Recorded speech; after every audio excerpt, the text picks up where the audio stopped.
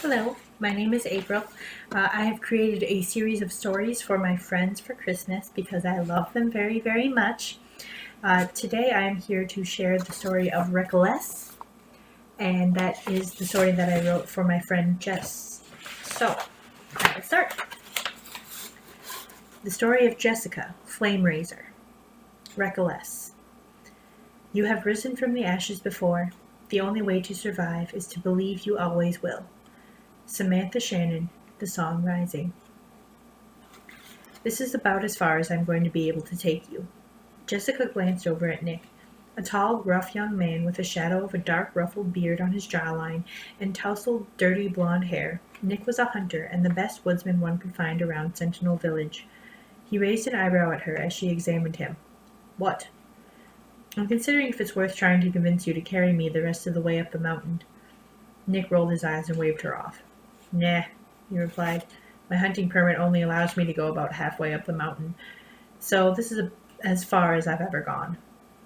You're on your own from here, especially because I know why you're here.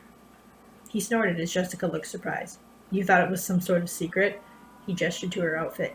You're wearing your cape and your entire fireproof outfit, and you're going to climb the tallest mountain in the range.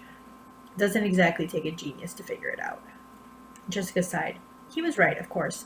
He had a way with puzzling things out, even without her saying a word. Are you sure you don't want to come? She said in a convincing voice. I bet there's lots of good game further up. Nick shook his head. You know that I wouldn't buy that, he said. How stupid do you think I am? Don't answer that. The brunette woman shut her mouth, her eyes shining with mirth as she teased her brother. He grew serious, however. Are you sure you want to do this? He said, casting a glance up the trail, a simple path of roughly trodden soil and discarded leaves. The deciduous trees found at the bottom of the mountain had given way to fir trees, which brushed their prickly fingers against one another. Overhead, the sky was a breathtaking velvet black, the moon a giant silver coin. Jessica could feel the chill of the highest peaks of the mountain seeping through her clothing, and she drew her cape around her shoulders. She felt the warmth of the magical flames in the fabric sink into her body and relax her. She nodded to answer Nick's question. It's not about if I want to, Nick, she said. It's that I need to. Nick watched her for a moment before hesitantly accepting this answer and turning back the way they had come. Well, you're the expert here, he said, beginning his descent. Just keep in mind what you're getting yourself into. Jessica watched him until he disappeared over a ridge in the path. Then she turned to face the upward climb ahead of her. She took a deep breath and lifted her feet, something akin to hesitant eagerness pulling her onward. The shivery cold of the highest reaches of the mountains grew ever colder, forcing Jessica to draw her cape so tightly around her form that it was nearly joined at the front. She tugged her hood as taut over her head as she could, protecting herself from the blusters of wind that whipped at her back. Snow clustered around the trunks of the fir trees the further she climbed in elevation. She would have given anything to be snuggled in front of the warm fire in her home, but she had a job to do. Suddenly, as she approached an area of the mountain where the fir trees were thickest, she heard a gruff voice. She didn't think the owner was aware of her presence, but the voice was approaching. Thinking quickly, she turned toward a cluster of trees and concealed herself among them, drawing her cape from where it caught on a branch and peering out with narrow brown eyes. Mere moments after she had hidden herself successfully, two figures burst from the foliage at the other side of the path. Both were thickly muscled men with noticeable scars on their arms and faces. They had devices like heavy metal bear traps slung on their backs, as well as wicked-looking swords. Jessica recognized them immediately for what they were. Egg hunters. Gargoyles aren't worth much alive. The first voice, the one she had heard speaking before, belonged to the taller of the two men, who had much thicker shoulders and a broader chest. He spoke with a confidence in his words that disgusted her. But the eggs, that's where the real value lies. You get one or two of them, you sell them off, you set for months. Years, even. His companion, the shorter of the two, but with no less girth, nodded agreeably. He was holding a thick torch which grew splashes of sinister orange light upon his face and that of his companion. And if you're real smart, he said in a voice so similar to the first that if Jessica had closed her eyes, she likely couldn't have told them apart. You crack 'em open and sell the pieces to different people. More bang for your buck. The first man chuckled and patted his companion on the shoulder with a hand like a shovel. "I like your thinking," he said with mirth. The two men continued down the path, talking loudly about eggs and comparing their value. Jessica waited until she was certain their voices had faded, and only then did she step hesitantly from her hiding spot. She wiggled her nose with distaste. In her line of work, egg hunters were despised as some of the most vile of antagonists. Where she and other dragon tamers would raise healthy and powerful dragons, egg hunters and others of their ilk would see them all destroyed, either for pleasure or for profit. They masqueraded as heroes to those who would listen, selling themselves as the solution to a dragon infestation that had yet to happen. In reality, they were black market experts, stealing eggs from dragon nests and selling them for inflated prices to people as inhumane as themselves. And, Jessica realized, the pair she had just seen were headed right toward the apex of God's Reach. That was exactly where she was headed too. With hurried steps, she directed herself from the path and straight up the side of the mountain, through the thick greenery. She didn't have time to waste. When she had finally reached the top of the mountain, she knew immediately that she was in the right place. The terrain, which had been difficult to traverse with the steep angle covered with a thick crust of ice and snow, suddenly became level.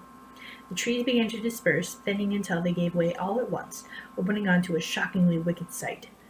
At the very apex of God's Reach Mountain was a dragon nest. The terrain had been flattened at the center, tampered down by heavy limbs the size of tree trunks. A thick layer of brush, grass, and other soft forest material had been meticulously laid in a large circle. In the very center of the circle, the material curved around a deep bowl in the dirt. All around the large circle of flattened earth, massive tooth-shaped stones protruded from the mountain, making the entire clearing look like the maw of some great toothed beast. There was a small mound of dirt in the center, but Jessica knew immediately what would be within the mound. She had to move with caution. If she hadn't been detected by the beast protecting the nest yet, she would be soon, and she would be lucky not to be roasted where she stood.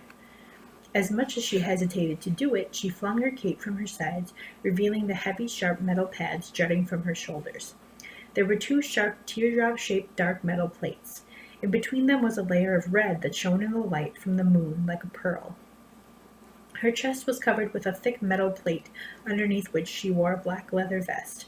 Under this, she wore a long, dark red fireproof shirt. Her pants were simple and red. A pair of heavy black adventuring boots rounded out the outfit, with steel toes and thick soles. It was very much an outfit built for function, not for form. As she drew her hood back to reveal her face, she noticed her breath rising in a thin mist before her. She rubbed her arms. Her outfit was created to repel heat, not chill. Curious, she gazed up at the sky and flicked her eyes around until she saw what she was looking for. Right above her head, seeming so close she could reach up and touch it, was the brightest star, Aoyama. For a moment, even the wind was still, and Jessica felt a moment of cold serenity atop the mountain. It was a feeling of being one with a world so untamed, yet tranquil. The feeling only lasted a moment, however, before a massive shadow flew between her and the star, breaking her serenity and putting all her senses on guard. Jessica's eyes followed the shadow as it arced around the mountaintop and covered the moon. It formed the silhouette of a spiky dragon with wings outstretched. She could see what appeared to be thorns covering the creature's wingtips, the top of its wings, its back, and the end of its snout. With a few more fierce flaps of its mighty wings, the dragon drew nearer to the mountaintop and nearer to Jessica. She lowered herself, bracing for its connection with the earth. When it alighted upon one of the massive stone spikes, the earth shuddered, nearly shaking her from her feet. The dragon seemed to be made of stone. It had a thin, long mouth made of hardened bone, the teeth hanging from its mouth in haphazard directions. What little flesh it did have covering its skull only reached up to its piercing golden eyes. Above its head, its forehead rose to a crest of jagged, yellow, bone-like stones, sharp as the teeth in its mouth. Behind the crest, a ridge of stone thorns ran down its long, snaky neck, growing larger in the middle of its back and smaller toward the end of its clacking tail. It wrapped its tail securely around the rock as it landed. It folded rough wings which had more stony thorns protruding from the top and ends. Its body seemed to be carved from the stone of the mountain. This creature was a great ancient statue brought to life before Jessica's eyes. Catching sight of her, the dragon threw its head back and roared, a fiery brightness glowing in its throat. Jessica threw herself to the side as it blasted a ball of citrus flame where she had been standing just a moment before, leaving an ugly ring of scorched earth. The dragon roared again, a wild howling sound that tore the night, but before it could breathe more flame, Jessica called out, "Wait!" The dragon did not pause, however, and adjusting its grip upon the stone formation, it breathed a steady stream of snowy white flame toward her. She rolled out of the way, feeling the heat radiating from the flames even as she rolled behind one of the arched pillars around the nest. Catching her breath, her chest heaving, she suddenly felt adrenaline burst through her veins, and her eyes narrowed in determination. As the creature let out a great grunt, she finally emerged from behind the stone pillar, her arms up, palms out in a placating gesture. The dragon gazed down at her, outlined against the moon. It was staring right down its nose at her, and she could see its penetrating yellow eyes between the stone spikes on its snout. The gargoyle dragon let out a puff of heavy gray smoke from its nostrils. Jessica watched another glow of flame grow in its neck, so she spoke quickly. "Wait! I am not here to take your eggs." The dragon seemed surprised, but it narrowed its eyes in suspicion. She felt the earth beneath her thrum suddenly and let out a soft, surprised gasp as the dragon seemed to speak to her through the very earth itself. "Why should I believe you?" Jessica thought quickly. One wrong word would send a pillar of flame her way. "I am here to warn you," she said slowly, still holding her hands out. "There are egg hunters here on the mountain." The dragon shook its girthy body, sending its rocky scales clacking. It let out a throbbing hum. "They do not concern me. They are mere bags of flesh. They will burn like all the others." Jessica's eyebrows knitted. "They had traps," she said, watching the gargoyle for its reaction. From the way its eyes snapped to her, she knew that it understood what she meant. It let out a soft puff of gray smoke. "Dragon traps. They don't intend to fight you. They intend to trap you and take the eggs. And they said they planned to smash them." The dragon's eyes slid from her to the mound of dirt in the center of the nest, then back to her. It adjusted its grip on the stone pillar, and its bony claws clacked. "I hate humans," it hissed in her mind. "They are always only looking out for themselves. They have no consideration for others, or for the earth itself. They would devour themselves in steel and flame and seek to profit from it." Jessica drew her eyes down the beast's body and saw what she hadn't before, small marks and chinks in its stony scales. She wondered what the dragon had endured to have such a view of humans. She couldn't blame it for feeling that way, however. It had clearly been tested. The dragon let out another long stream of gray smoke as it adjusted its grip on the pillar again, the better to loom over her. "Why have you come, human?" it thrummed. "Choose your answer carefully." Jessica took a deep breath, inhaling deeply and feeling her chest expand. She straightened her back and met the dragon's eyes in a way she hoped surprised it. "I wish to sequester an egg for you," she said, hoping her voice sounded more confident than the shaking in her fingers. "To guarantee the survival of at least one in the event—" "Do not believe that I can protect my own young?" The dragon roared, both in Jessica's head with words and out loud. Jessica flinched, but held her ground, gazing up at the dragon with continued determination. "I am not saying that at all," she said, her voice shaking just a bit as the dragon tightened its grip on the pillar of stone beneath it. The force crushed the stone and left deep, claw-shaped scars. She eyed the scars worriedly as she continued. "I absolutely do believe you can protect them. That's why, when I was originally coming here, it was merely to ascertain for myself that this nest was active again. But now that I have seen egg hunters here, I'm worried." She locked eyes with the dragon again.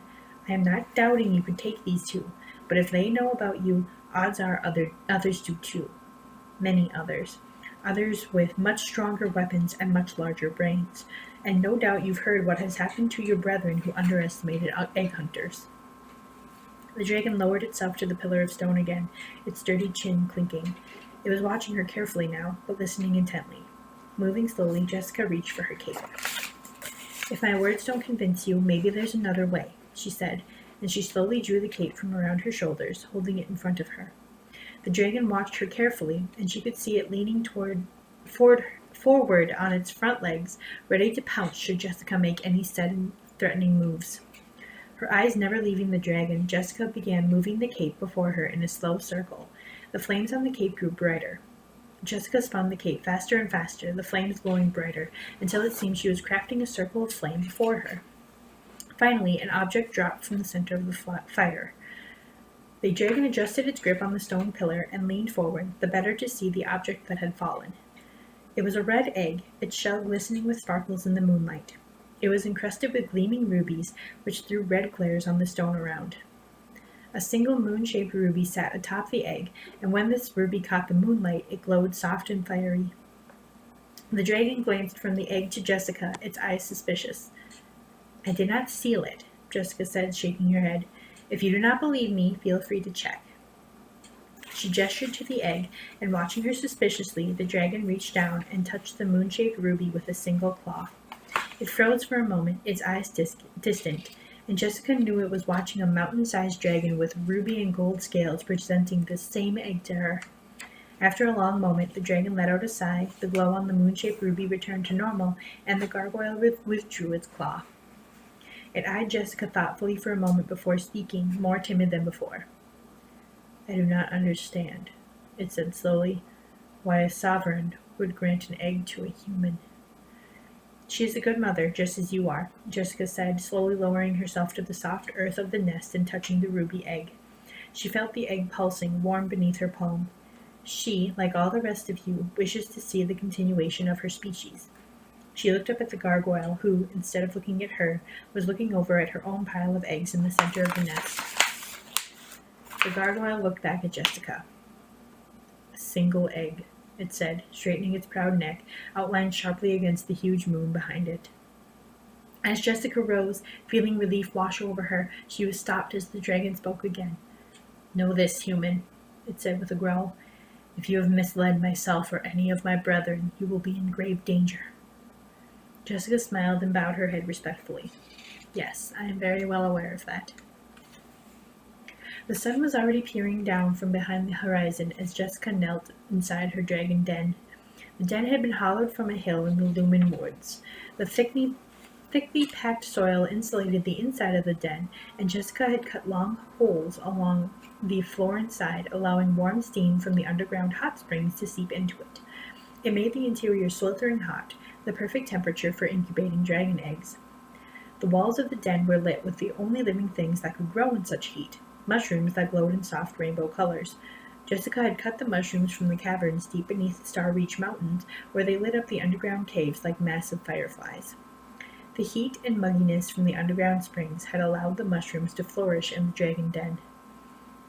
Small pockets were cut into the walls and floor of the den, and it was beside one of these that Jessica knelt as the sun rose outside. She spun her cape around the pocket, and a single egg plopped from within it. This one had a shell like liquid silver. Sparkles covered the shell, starting bright white at the bottom and darkening to black at the top.